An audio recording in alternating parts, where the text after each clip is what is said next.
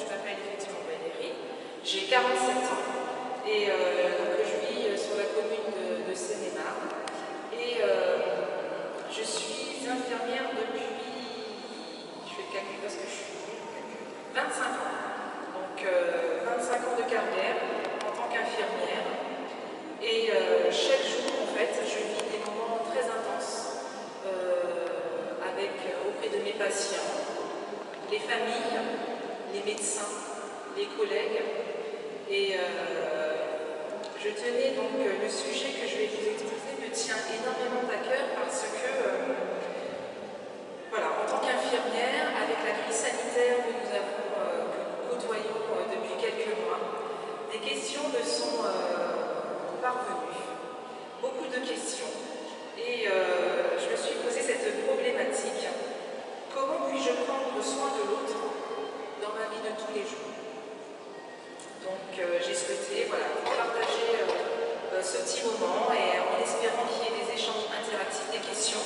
Et puis ça sera donc manipulé avec des expériences, de mon vécu bien évidemment, mais peut-être aussi du vôtre au contraire, parce que c'est important d'échanger et le ressenti n'est pas forcément le même les uns avec les autres.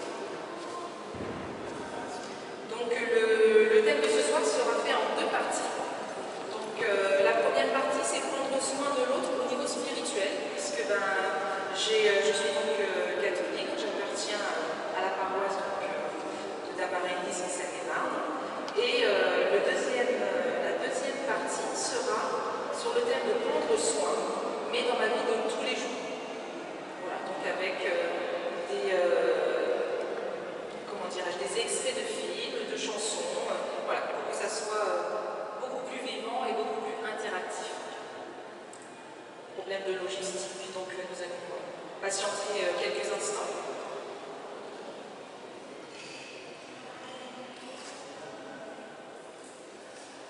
Déjà, on peut déjà poser quelques questions aux personnes qui sont là. En entendant le thème, prendre soin des autres ou de l'autre, qu'est-ce que ça vaut? Comment ça vous a interpellé?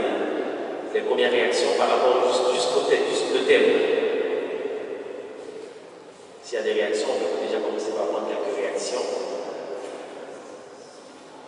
Qu'est-ce qui vous a attiré effectivement de venir, effectivement d'échanger et partager ce moment?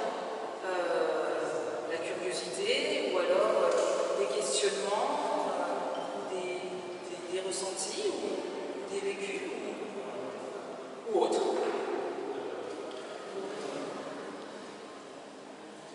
Je sais pas,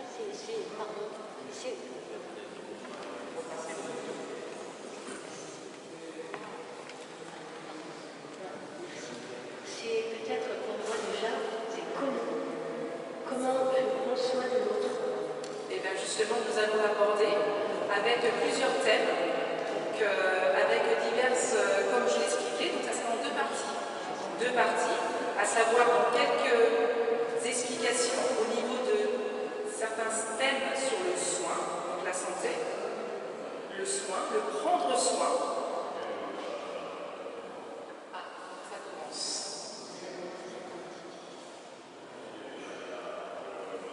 Donc tous ces thèmes, effectivement, vont être abordés par paragraphe, en fait.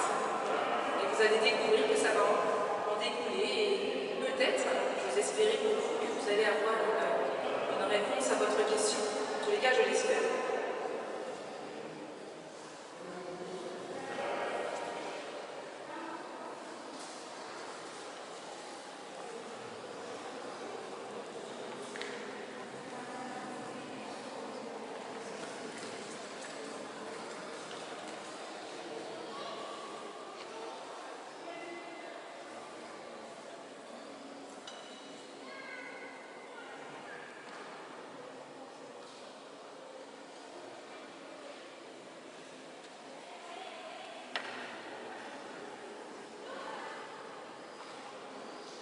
C'est en cours, donc est-ce que vous avez des questions en attendant? Est-ce que des interrogations? Déjà, ça peut permettre de découler sur certains points.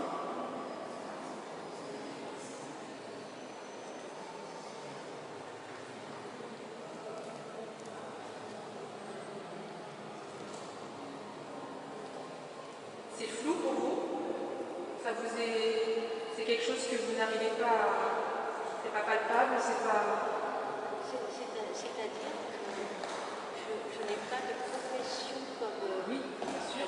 Voilà, Bien sûr.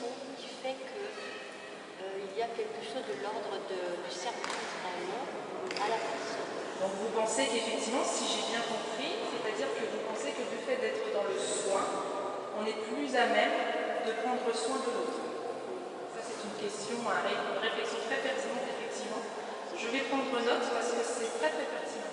Donc, et vous allez voir qu'on va pouvoir ou pas y répondre et au moins vous aiguiller sur cette idée en tous les cas. C'est parti.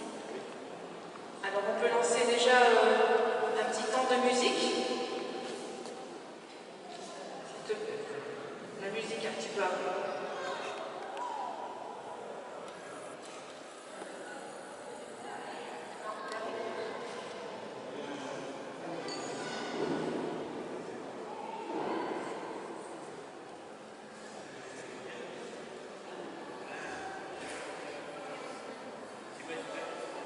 Alors du coup, la musique, ça s'intitule donc l'important c'est d'aimer de Pascal Obispo, que je trouve des paroles très très jolies.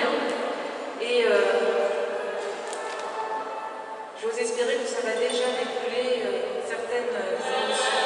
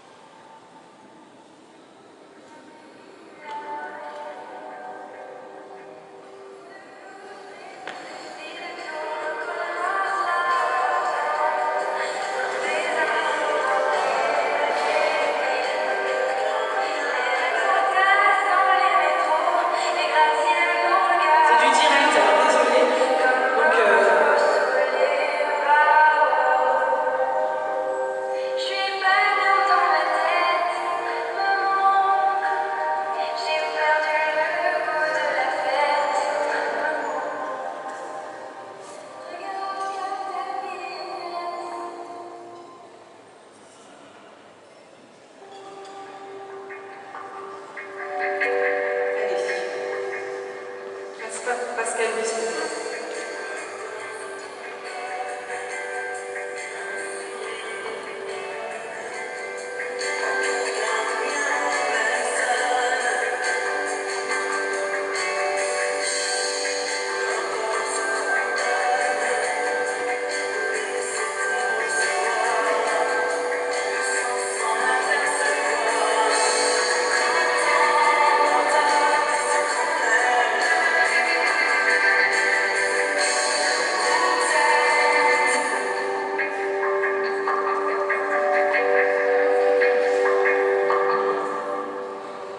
Donc comme je le disais, donc, le sujet que je vais exposer me tient donc à cœur, de par ma profession d'infirmière.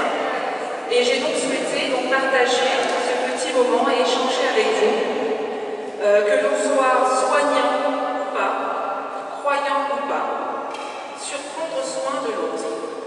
Alors durant cette période, une problématique, voilà, un thème m'est apparu, ma réflexion. Comment puis-je prendre soin de l'autre dans ma vie de tous les jours?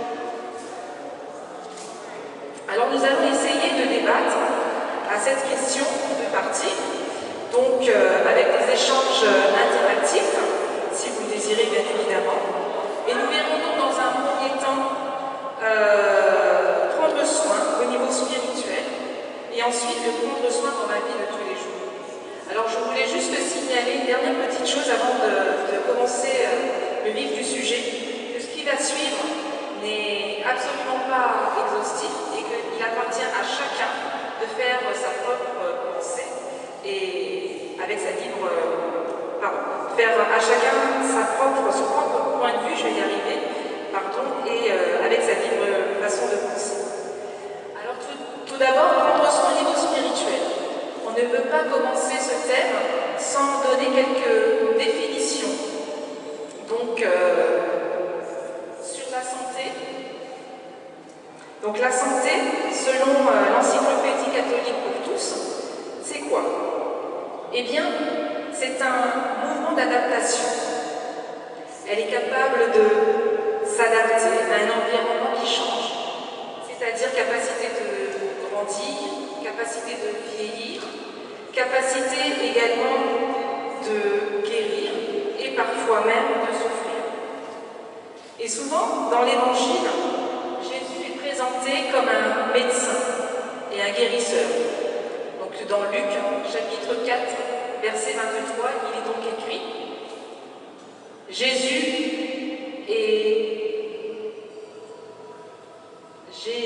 du coup, tu peux relire, s'il te plaît? Merci. Jésus est présenté donc comme un médecin et un guérisseur.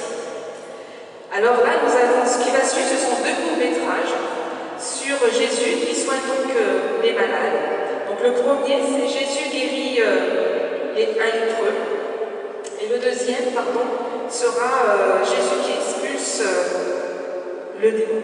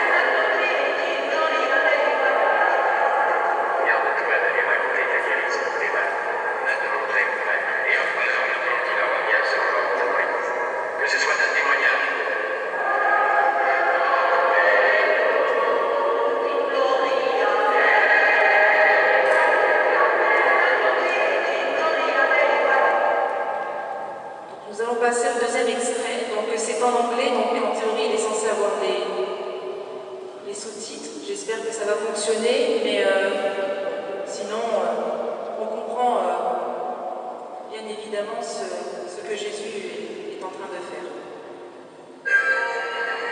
And they sailed on over to Gadara, which is across the lake from Galilee.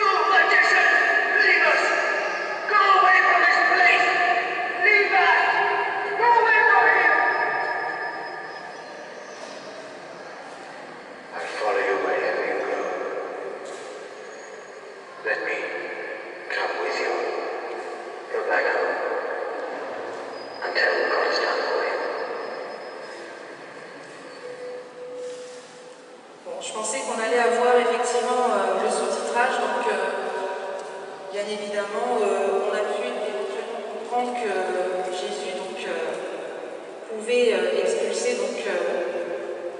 les démons. Alors, le deuxième point, c'est prendre soin. Comment puis-je prendre soin au niveau spirituel? Alors, qu'est-ce que le prendre soin?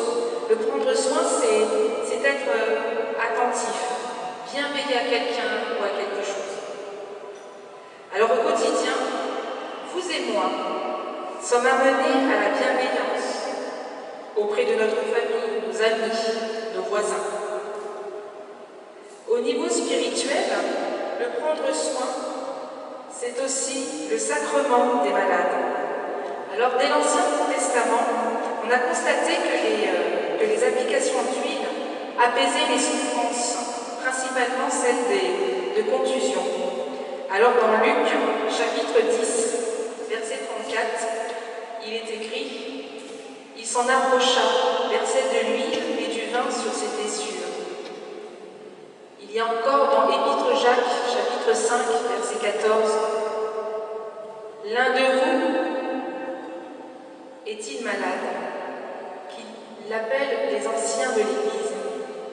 Ceux-ci prieront pour lui et verseront quelques gouttes d'huile sur sa tête au nom du Seigneur. » Alors, on pourrait utiliser tous les synonymes sur la santé, le prendre soin, mais on ne peut pas prendre soin de l'autre sans amour, sans aimer. Et donc, la présence de l'amour fait partie d'un des commandements. Tu aimeras ton prochain comme toi-même. Il n'y a pas d'autre commandement plus grand que cela. Jésus a donné sa vie pour nous.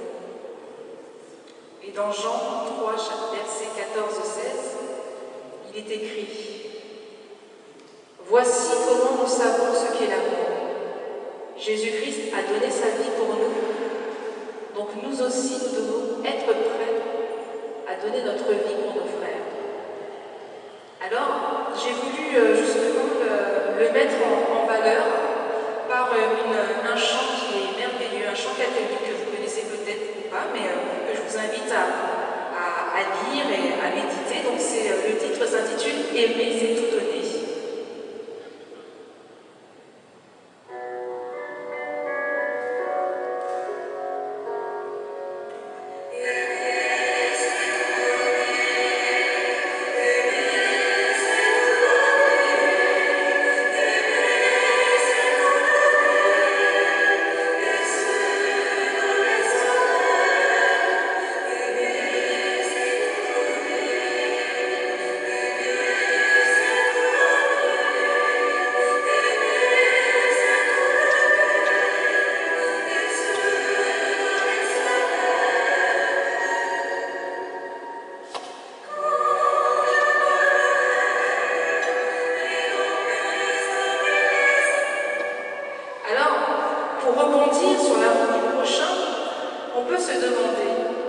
Qui est notre prochain?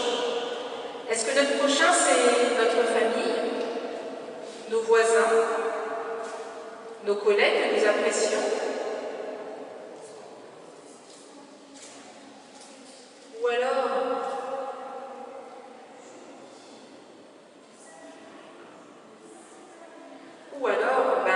est-ce que c'est notre voisin de gauche, notre voisin de droite? Ou le SDF, l'étrangère, ou les indigents. Dans Luc, chapitre 10, verset 29 à 34, Jésus a montré que son prochain peut être le Samaritain.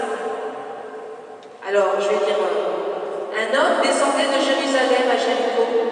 Lorsque des brigands l'attaquèrent, lui prirent tout ce qu'il avait, le bâtit et s'en allèrent en le laissant à demi-mort.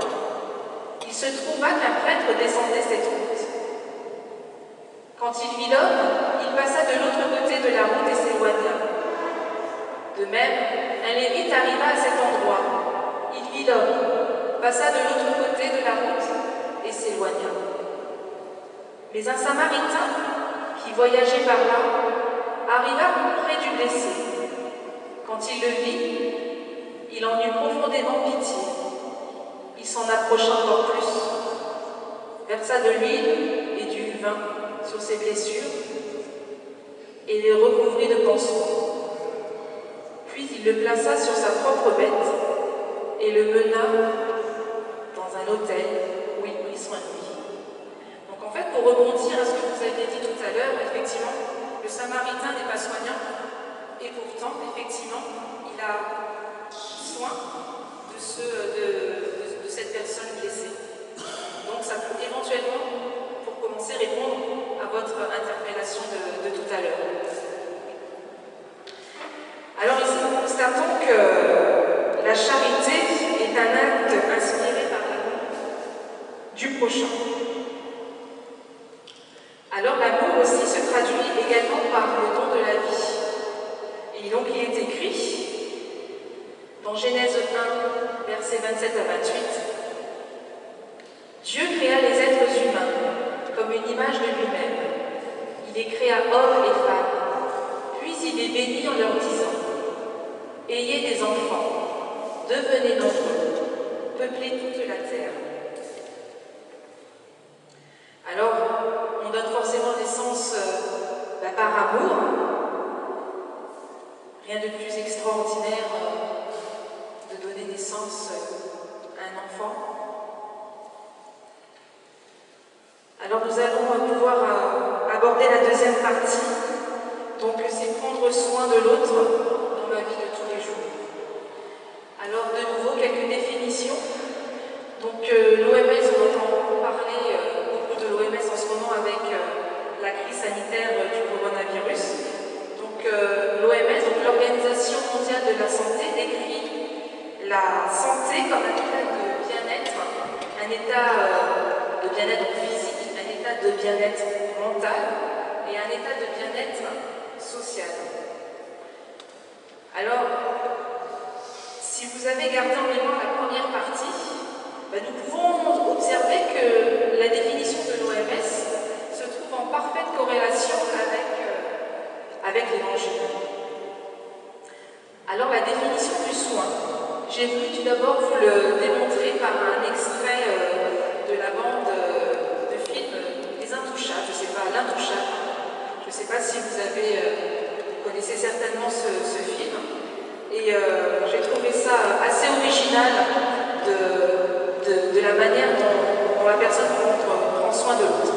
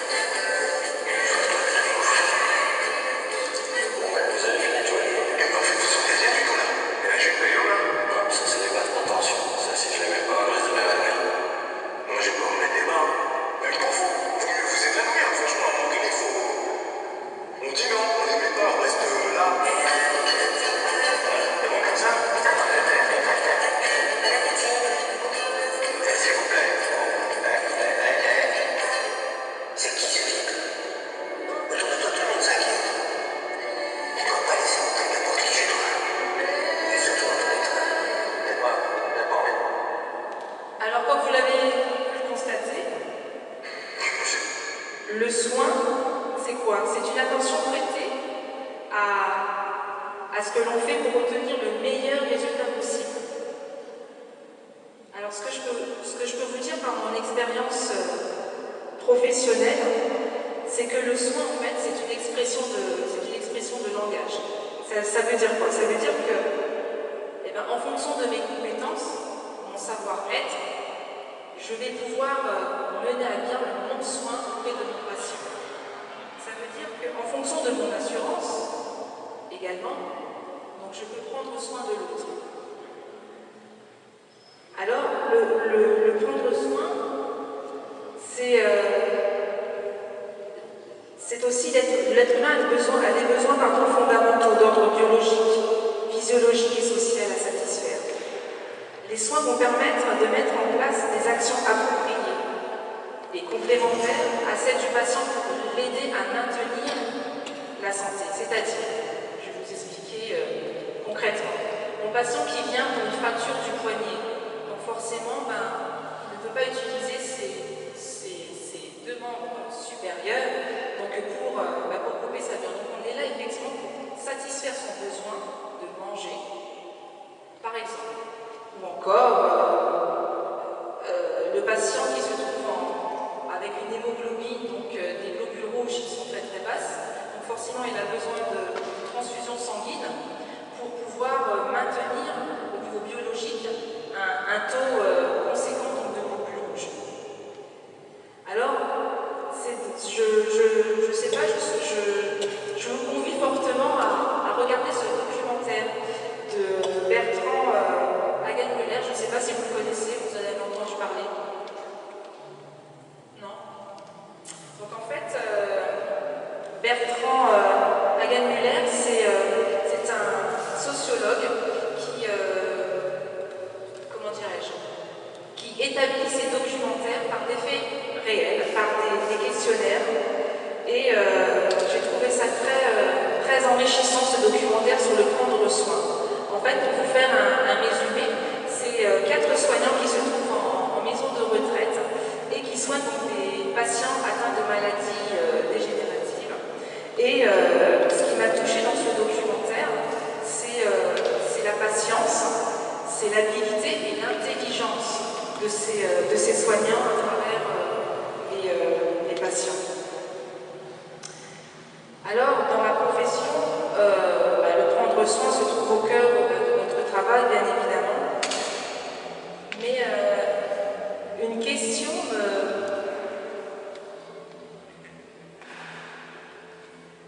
m'interpellait.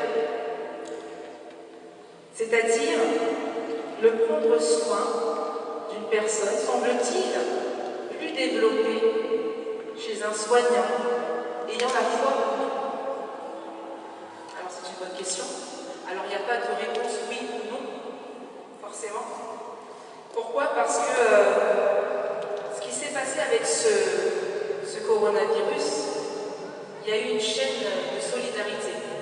Les gens n'étaient pas forcément soignants et pourtant ils ont pris soin de l'autre en donnant des dons, en donnant des masques, en donnant des tabliers, en donnant des dons alimentaires également. Donc c'est pour ça qu'il n'y a pas de réponse fictive. Donc le fait d'être croyant n'est pas forcément plus développé ou pas. Vous pensez que oui?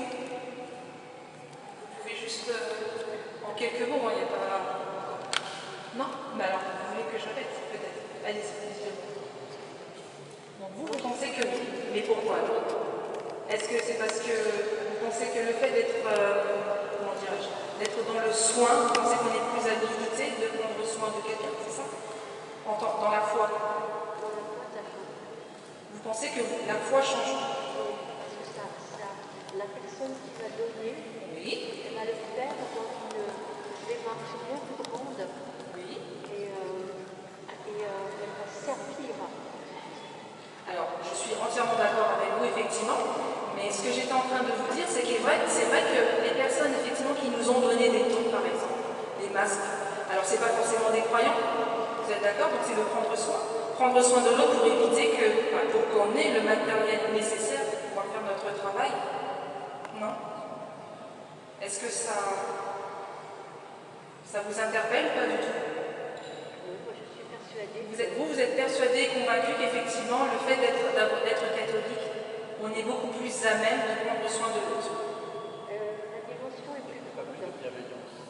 Comment? Pas plus de bienveillance. Pas plus de... Pas plus de bienveillance. Alors, excusez-moi, je comprends. Pas plus de bienveillance. Est-ce qu'il n'y a pas plus de bienveillance?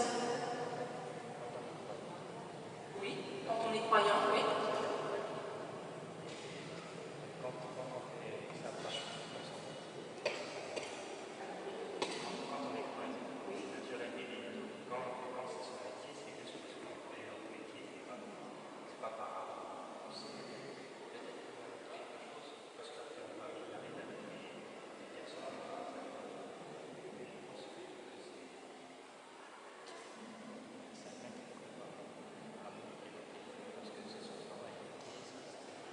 Donc, oui. Parce que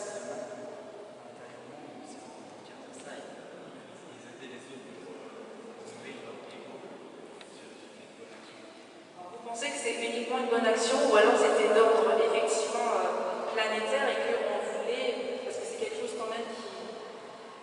Cette maladie, c'est quand même quelque chose qui a touché le monde entier, vous êtes d'accord? Donc, est-ce que vous pensez que c'est plus une bonne action? C'est prendre soin de l'autre quelque part.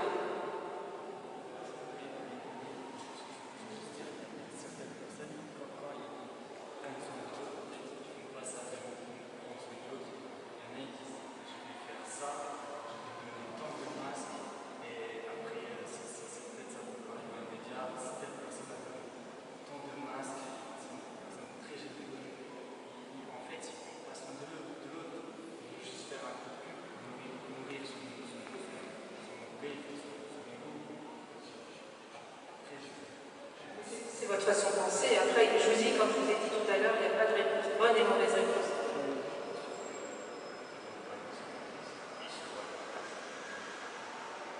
Il se voile la face. Alors moi, je le mettrais plus. Est-ce que tu peux récapituler ce qu'il dit parce que...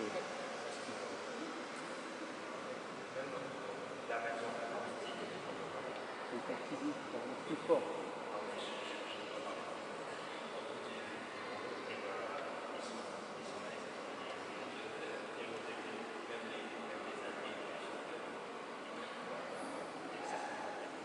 Donc en fait, pour résumer effectivement ce que disait Tony, donc en fait, il pense que effectivement le fait d'avoir la foi, il y a un peu plus de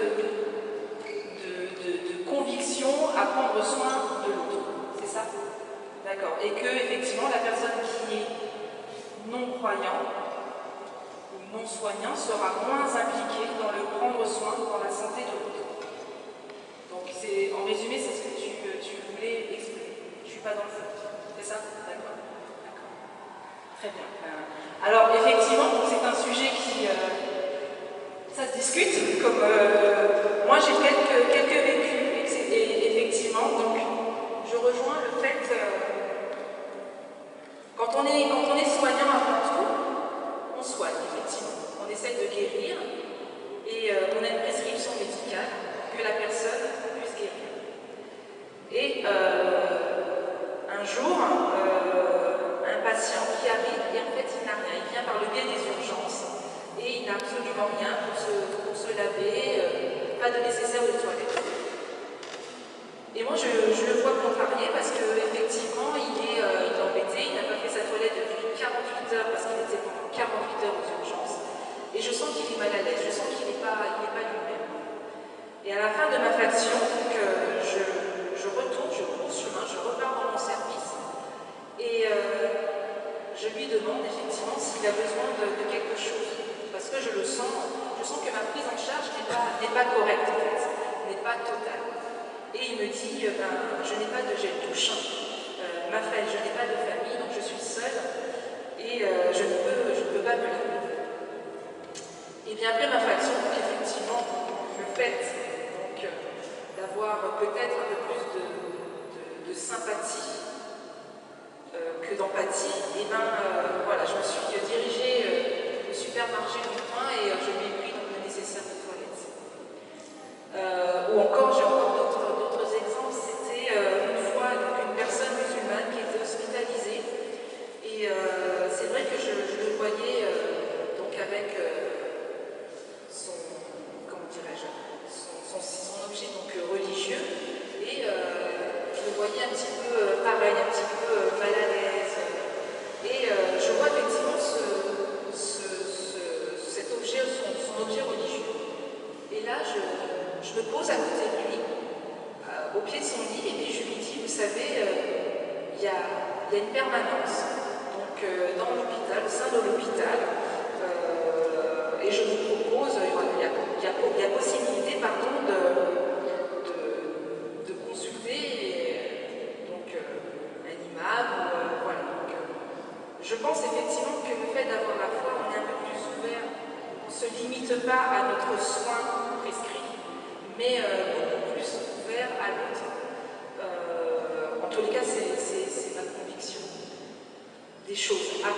pas dire que les personnes soignantes, non-croyantes, qui n'ont pas la foi, ne font pas bien leur travail. C'est pas non plus ce que je veux dire. Mais il y a une attention particulière, une perception qui est particulière, effectivement. On est poussé par notre cœur, on est poussé par notre foi, et on est poussé bien évidemment par le Seigneur. Et c'est vrai qu'avec le Covid-19, ça a été un moment très difficile pour nous, les infirmiers, les infirmières, parce que, comme on le dit, on doit aider son prochain. Et les réglementations sanitaires nous disaient, protégez-vous d'abord avant de rentrer pour soigner l'autre. Et c'est là que je dis soignant, pas soignant, ça nous a interpellés. C'est-à-dire que nous, notre rôle primaire, premier, c'est de sauver l'autre. Mais là, il faut aller nous sauver d'abord pour soigner l'autre. Et ça a été des moments très très intenses, très très difficiles parce que il y avait cette barrière. Mais cette barrière, eh bien, par la foi, moi je l'ai à plusieurs reprises, je l'ai enrayée. Parce que quand vous voyez votre patient qui a du mal à respirer, qui est tout seul dans une chambre, qui n'a pas la visite de sa famille, il n'a aucune visite, leur seul point de repère c'est nous. Et que vous voyez que le patient, il n'y a plus rien à faire. Donc il est en train de s'éteindre. Vous vous dites quoi, je le laisse? Et bien, la première chose que vous faites, c'est de vous sauver quand même votre prochain. Et il est arrivé à plusieurs reprises que on arrive bien évidemment habillé, mais que l'on reste plusieurs minutes, voire plusieurs heures auprès du patient. Donc ce sont des moments forts que nous avons pu vivre en ces moments, mais ces moments forts, on les vit tous les jours, il n'y a pas forcément aujourd'hui avec le Covid, mais c'est vrai que le soignant, il doit avoir une relation de confiance envers le soigné, et c'est une question effectivement de respect l'un envers l'autre. Et une autre anecdote aussi, pour justement prendre soin de l'autre. Il y a beaucoup de personnes âgées qui vivent seules, dans des conditions vraiment abominables, sans aide, sans famille. Et nous, au niveau social, nous avons le devoir effectivement de leur proposer, au bout de ce séjour hospitalier, un logement ou un EHPAD ou des aides à domicile. Et c'est vrai que notre relation, notre profession infirmière ne s'arrête pas effectivement à des soins prescrits. Et je trouve que c'est beau, c'est au niveau social, c'est au niveau psychologique aussi, parce qu'on est là pour ça. Moi, ma prise en charge, elle est gagnée quand je m'assois à côté de mon patient. Et voilà, et on parle et que j'ai un sourire. Donc, je suis trop bavarde, je pense. Trop bavarde. Oui, donc du coup, je disais que la prise en charge, elle est totale et elle est jouissive, entre guillemets, quand on a trouvé une solution pour notre patient, bien évidemment. Est-ce que vous avez des questions ou des interrogations, des interpellations? Est-ce que j'étais assez claire? Est-ce que vous êtes convaincus?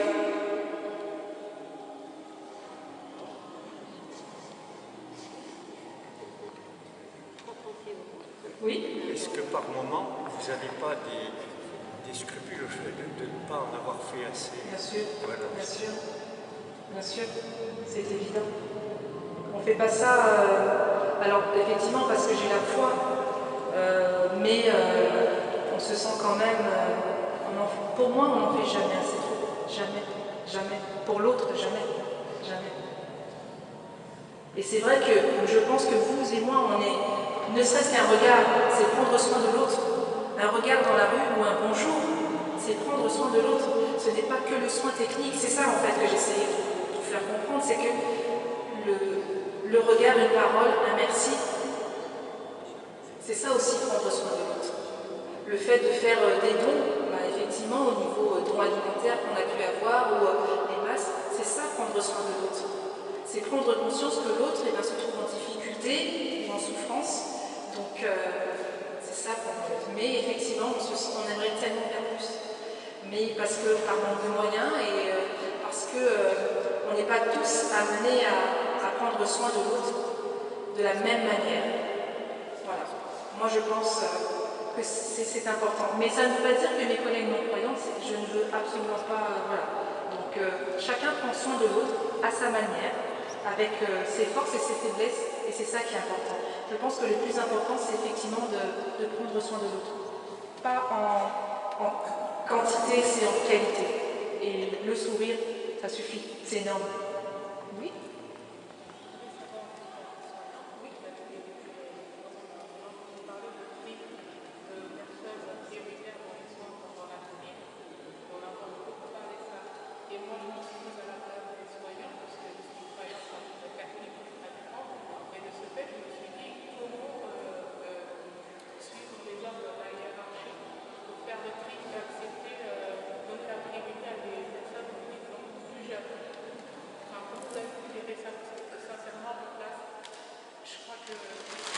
Alors, je ne sais pas si tout le monde a entendu. Donc, effectivement, au niveau des médias, beaucoup a été dit qu'il fallait sélectionner des patients transmis en réanimation. Donc, moi, ne travaillant pas en réanimation, en fait, je suis dans un service de médecine gériatrique, on est dans l'aigu. Donc, et c'était la même façon de procéder, c'est-à-dire que déjà nos patients arrivés à un certain âge, ils ne vont pas forcément en réanimation de par leur polypathologie. Donc c'est vrai que, alors, en tous les cas, je parle pour moi parce que je ne peux pas me permettre de parler pour l'ensemble de mes collègues, mais il nous arrive de faire des débriefings, il nous est arrivé de faire des débriefings, et ça a été très très traumatisant pour nous, d'ordre général. Et moi, ayant eu la foi, aujourd'hui encore, je suis très très touchée. Je remémorise en boucle en fait, c'est moi. Parce qu'il faut savoir qu'on était jour et nuit auprès du patient, même si notre patient n'allait pas forcément en réanimation. Et c'est pour ça, parce que ce tri-là, alors déjà, le patient chez lui est, entre guillemets, il est condamné, entre guillemets. Il se dit, ben voilà, il n'a pas le droit donc aller en réa, puisque la direction nous oblige, effectivement, c'est pas nous qui décidons, c'est l'ordre médical. Mais donc, se dire que déjà il n'a pas la chance d'être transféré en réa, et il est seul, il n'a aucune famille, il est avec des gens étrangers qu'il ne connaît absolument pas. Donc on a une relation effectivement, mais qui est de 12 heures, seulement sur 24 heures. Donc forcément c'est très peu. Et pour nous ça a été effectivement très très traumatisant. Pourquoi lui et pas lui? Pourquoi elle et pas elle? Donc, ceci nous gardons effectivement en mémoire et c'est très très dur. C'est très très dur. Très très dur. Donc, d'ailleurs, je suis très émue parce que c'est des choses qui remontent forcément à la surface. C'est vrai que c'est une pathologie, le coronavirus, on ne le connaît pas. Et les situations étaient très très difficiles à vivre, mais pas forcément nous soignants, mais je pense que les proches qui ont perdu des personnes chères ou des proches qui ont été hospitalisés et qui sont sortis indemnes par la grâce de Dieu, mais je pense qu'on a tous des séquelles par rapport à cela. Je ne sais pas si j'ai répondu à votre question. Est-ce que vous voulez plus que je développe? Non, ça suffit, mais simplement je voulais connaître la vie des gens qui étaient sur le terrain à devoir soigner et après savoir leur changement d'efficacité. Alors, le choix, effectivement, il a été donc de façon collégiale. Le médecin ne décide absolument pas tout seul de qui, effectivement, il passe prioritaire ou pas pour être transféré en réanimation parce que son état de santé le demande. En fait, donc on est donc en équipe, donc on a des soignants, donc les infirmiers, les aides-soignants, les médecins, et on en discute. Donc, de par la pathologie du patient et les antécédents, est-ce qu'il a plus de risques? Quel est le bénéfice et quel est le risque? Est-ce que le risque, c'est de donner une chance, effectivement, à un jeune de 20 ans, 40 ans, 50 ans, 60 ans, ou une personne âgée, effectivement, de 90 ans, qui est multipathologique, c'est-à-dire qu'il a le diabète, qu'il a des antécédents de cancer, et que, effectivement, sa vie, elle reste limitée, parce qu'effectivement, la chimiothérapie n'a pas fonctionné. Donc, qu'est-ce qu'on fait? Vous voyez ce que je veux dire? Donc, on est tiraillé parce que, et c'est pour ça que c'est d'ordre collégial. On ne peut pas se permettre, le médecin tout seul ne peut pas se permettre de décider. Mais pour nous, c'est très difficile, bien évidemment. Même au jour d'aujourd'hui, sans le Covid, il arrive également que des patients soient refusés en réanimation. Mais je parle par rapport à mon service, bien évidemment, parce que je suis en court séjour gériatrique. Après, dans les autres services, c'est autre chose. Moi, je parle de mon vécu et je ne peux pas me permettre de parler de vécu de mes collègues. Est-ce qu'il y a d'autres interrogations?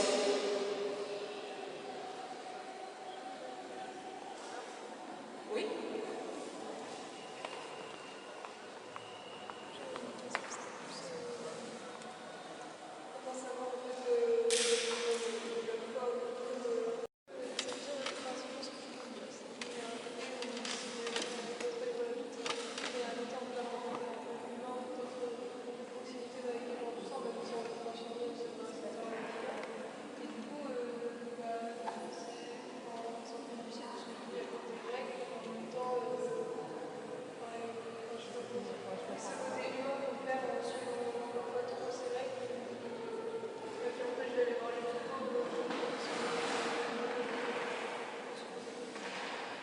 C'est vrai, effectivement, que c'est difficile à comprendre, mais alors je suis une vieille infirmière, j'ai 25 ans de carrière, donc forcément, aujourd'hui la santé, c'est alors je vais pas me faire virer, mais c'est un business.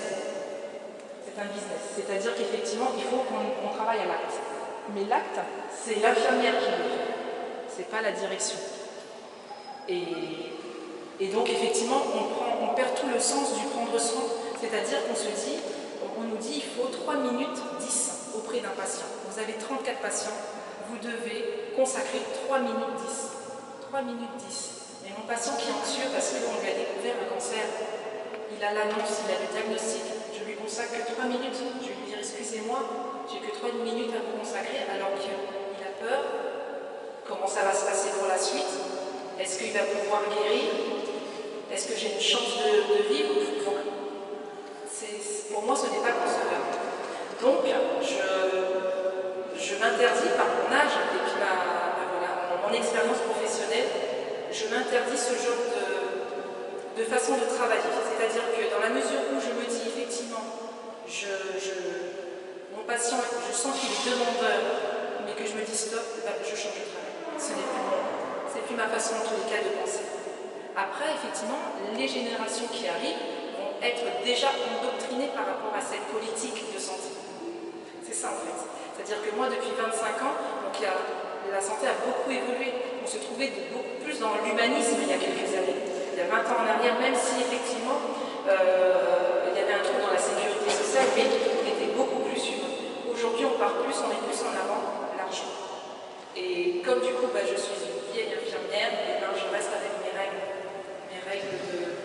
de conviction, mes compétences de savoir-être et de savoir-faire. De savoir-être est important. Vous avez une question?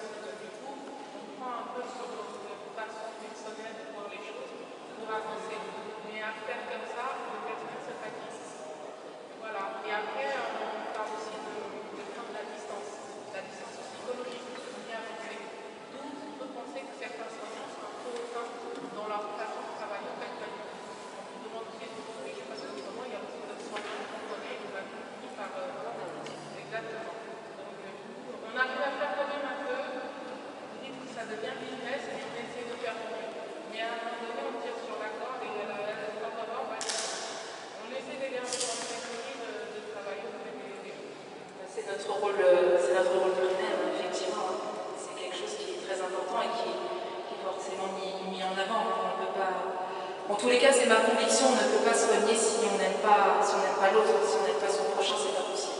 C'est pas possible. En tous les cas, c'est ma façon de voir les choses. Il faut aimer son métier. Il faut aimer son métier, mais plus que l'aimer, je crois. Ouais. Est-ce que vous avez d'autres questions? Oui. Est-ce que vous auriez des moyens concrets d'améliorer, je pense à la situation de Covid ou à votre échelle, des choses que vous auriez qu'elles se passent différemment et qui sont vraiment réalisables? Alors, par rapport au Covid, oui, oui, parce que du coup c'est un sujet d'actualité. Est-ce que... alors c'est difficile parce qu'effectivement ce virus, on ne le connaît pas. C'est-à-dire qu'il évolue. Alors on s'était dit au départ, effectivement, la fièvre, la toux. Mais en fait, il y a d'autres symptômes. Donc tout peut être symptôme inconnu.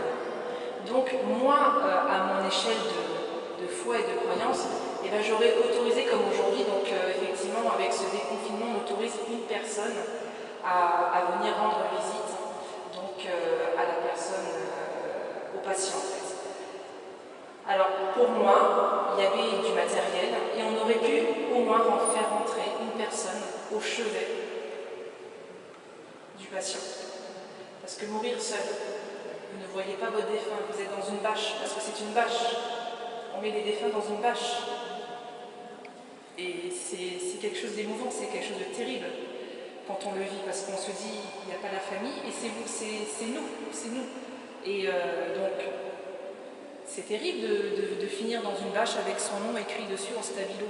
C'est insensé. Donc, l'amélioration, moi, je suis soignant et je ne suis pas dans, effectivement, tout ce qui est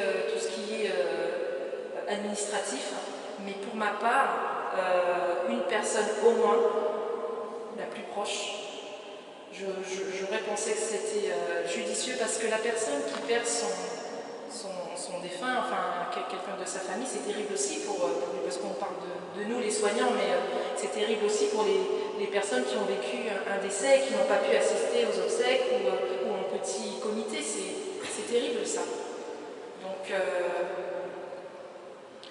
c'est difficile, enfin là ça m'est difficile d'en parler parce que du coup il y a des choses qui ressurgissent, mais pour moi effectivement il y avait cette solution-là de proposer au moins une personne proche, le voisin ou peu importe, mais une personne proche pour que la personne puisse partir décemment et avec une présence en tous les cas. Parce qu'il y a des moments où on ne peut pas être partout, parce qu'il nous est arrivé dans le service où je suis d'avoir 3 ou 4 décès même journée, donc vous ne pouvez absolument pas être présent parce qu'il y a d'autres patients et qu'ils ont besoin aussi de soins. Donc c'est difficile aussi de se départager, se dire voilà. Mais en tous les cas, ce que je peux dire, c'est que par ma foi, j'ai essayé de donner à bien. Voilà, je n'ai pas mesuré mon temps en disant il mérite plus que l'autre. C'était pas faisable.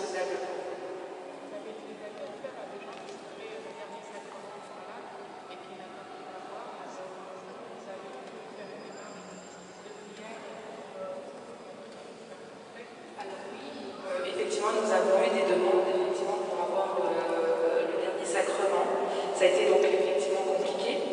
Donc quand la personne est croyante, si je suis présente, j'essaie de faire une prière à ma façon, parce que du coup je suis encore un bébé au niveau de la foi. Donc voilà, mais quand voilà, une simple prière, les mains serrées, et ça l'a apaisé, mais je n'ai pas forcément donné ce qu'un prêtre aurait pu donner, mais j'ai essayé en tous les cas de satisfaire au maximum de mes capacités sa volonté. Ça répond à votre question.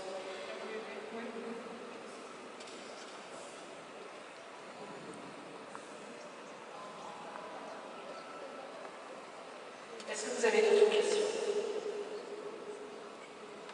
Oui? Une dernière question. D'accord, une dernière question. J'ai la question un peu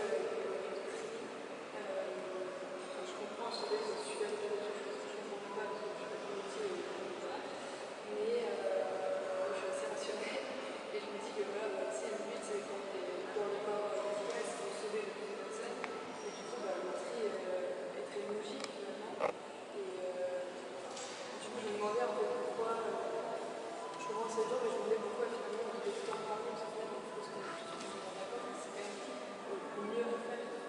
C'est le mieux à faire, je suis d'accord avec ça. Mais en fait, ce n'est pas dans notre esprit. C'est ça en fait, c'est que du coup, voilà, c'est ça, c'est que du coup c'est difficile. Quand on est l'autre côté du décor, effectivement, on se dit, mais c'est logique, effectivement, à choisir, est-ce qu'on sauve une personne de 99 ans ou un jeune de 20 ans bien évidemment, on est tous logiques, on est tous rationnels par rapport à ça, mais notre côté humain et notre côté de prendre soin, eh ben, il est aussi mis en avant et qu'on peut se poser la question, mais ça dure une fraction de seconde parce qu'on est très conscient, enfin, avec tout ce qu'on peut voir au niveau pathologique, on va choisir la personne la plus jeune et qui est beaucoup plus susceptible de préserver sa vie, en fait. Mais on en a fait tout effectivement, ça a été mis dans les médias et ça peut être dans l'incompréhension, effectivement. Oui? Vous aviez dit que vous avez 30 ou 33 personnes par jour. 34. 34 à raison de 3 minutes 10. Et que vous ne faites pas comme ça, que vous prenez votre temps avec chacun. Comment vous faites pour gérer? Ça veut dire que vous laissez des cordes de bon côté? Non, pas du tout. Donc en fait, on est sectorisé. Donc je ne suis pas toute seule pour 34 patients. Je me suis effectivement mal exprimée. Donc du coup, il y a plusieurs, il y a 3 infirmières. Voilà, donc il y a 3 secteurs. Mais forcément, la patiente, je ne sais pas, qui effectivement se dit, ben, je fais mon soin et puis je m'en vais. Bon, effectivement, son tour, il sera terminé au bout d'une heure. Mais c'est quand même important quand on fait son tour de médicaments. Il n'y a pas que, pour moi, je pense qu'il n'y a pas que les médicaments, les perfusions. Je pense qu'il y a ce côté relationnel pour maintenir une bonne santé. Au moment le plus dur, il y avait tellement de patients avec le coronavirus, il y avait beaucoup de patients, comment il fallait faire plus vite, forcément. Alors, il fallait faire plus vite, exactement. Alors, on a eu un soutien, effectivement, on avait du renfort, entre guillemets, mais ça a été très très compliqué. Ça a été très très éprouvant pour nous, parce que, quoi qu'il en soit, vite et bien, je ne sais pas si c'est possible. En tous les cas, alors, pour la petite anecdote, comme moi, effectivement, j'étais dévouée, non, ça me dérangeait aucunement, bien au contraire, d'aller dans les chambres. Donc la personne en surplus était donc à l'extérieur, et moi je rentrais dans chaque chambre pour la plus. Voilà, mais ça c'était mon choix. Et ça a arrangé forcément à mes collègues, bien évidemment.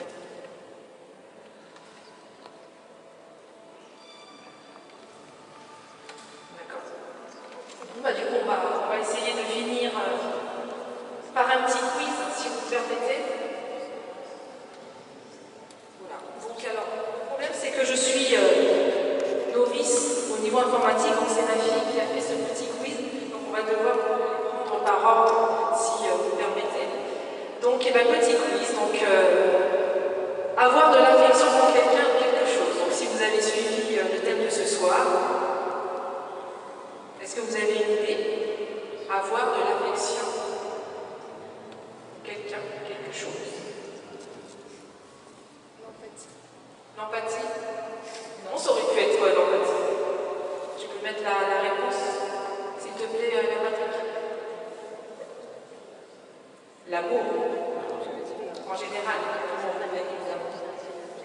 Faire du bien à autrui. Comment? Altruisme. Bienveillance. Oui. La bienveillance. Ça aurait pu, effectivement, ça fait partie d'un des synonymes. Altruisme. La charité. Un état de calme ou de tranquillité. Quand on est calme, tranquille. Sérénité. Oui, j'ai entendu. La paix. La paix. Bravo. Pour là, on ne gagne pas de brochette, je suis désolée. Il se fait taper. Le fait d'avoir confiance en quelqu'un ou en quelque chose. Ah pardon, excusez-moi. Relation entre frères, effectivement. Altruisme. Comment? Fraternité. Bravo. Alors, la 5e, fait d'avoir confiance en quelqu'un ou quelque chose. Là. Bravo. 6e question.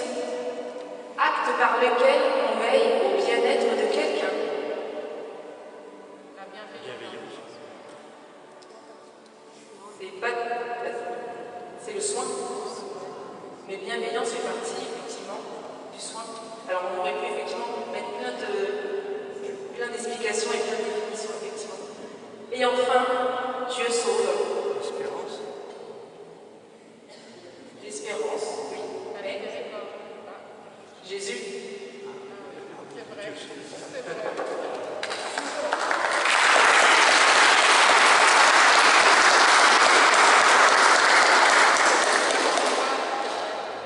Comment? Là, je n'y attendais pas, mais c'est le symbole, c'est la signification du nom de Jésus. Le sauveur. En tous les cas, je vous remercie de vos échanges. Ça a été très, très instructif et je vous en remercie. Merci de votre attention. Merci à vous.